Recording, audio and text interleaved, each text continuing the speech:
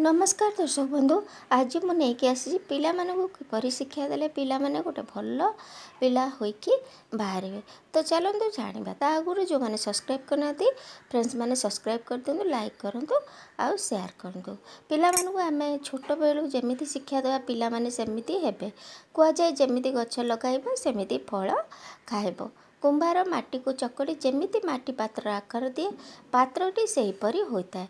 ठीक सेहीपरि पिला मानू आमे जमीती गढ़ा पिला ठीक सेमिति हेब। पिला माने बड़ हुई भल काम करिले प्रशंसा पाइले ताठारु बड़ खुशी दुनिया रे किछि न थाए। पिला भल हेले मध्य बापा माँ को कहुए एवं पिला खराब हेले मध्य बापा माँ को कहुए।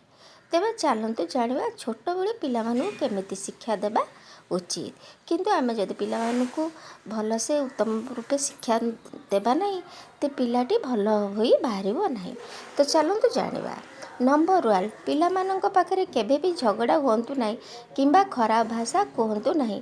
ता पिला मानक ऊपर खराब प्रभाव पड़ी थाए एवं पिला मध्य ता शिक्षा करता है। जदि आम घर सब बेले पिला मानक ऊपर झगड़ा करवा कि खराब भाषा कहवा तो निश्चय पिला मानक ऊपर ता प्रभाव पड़ो पिला मध्य ताहा शिखिबो। सेतबे केबे भी पिला मानक ऊपर एगुड़ा करंतु नहीं।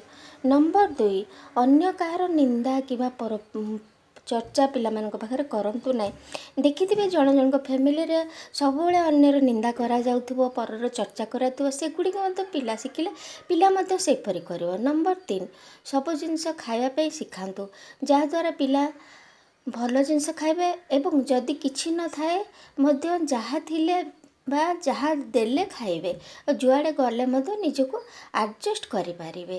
एटा तो निश्चय आपण माने सिखांतु कारण पिला माने निश्चय एडजस्ट करबा दरकार। नंबर 4 आपण पाखरे बेसी टंका थिले मध्य पिला मानकु दियंतु नहीं कारण या द्वारा पिला माने टंका पैसार मूल्य बुझी पारंती नहीं। जड़े जड़े माँ बापा तांको पिला मानकु बहुत पैसा देते जो थे कि पिला माने बहुत खराब हो जाती।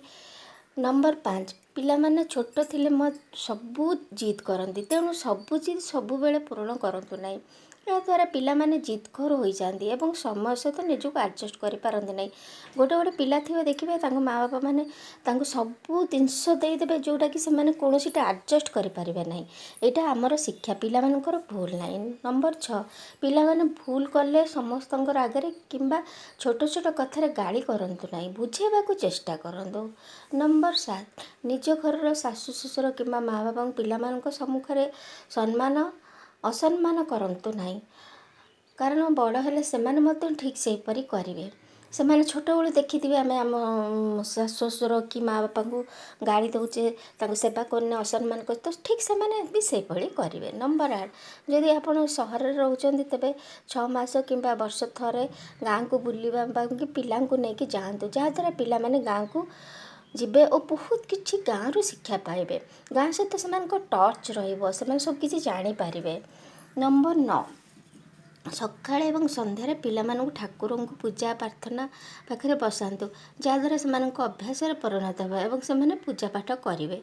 नंबर 10 घर सब बेले गीता भागवत पाठ करंतु यह कले सुख शांति रहिबो घरे एवं पिला मानकु शिक्षा मिलिबो ओ पिला भल हेबे आउ बड़ हेले पिला माने मध्य ई अभ्यास रखिबे जे आम घरे एटा होउतला नीति शिक्षा घरे आमे जहाँ करबा सेमानक ऊपर बहुत असर पड़िबो।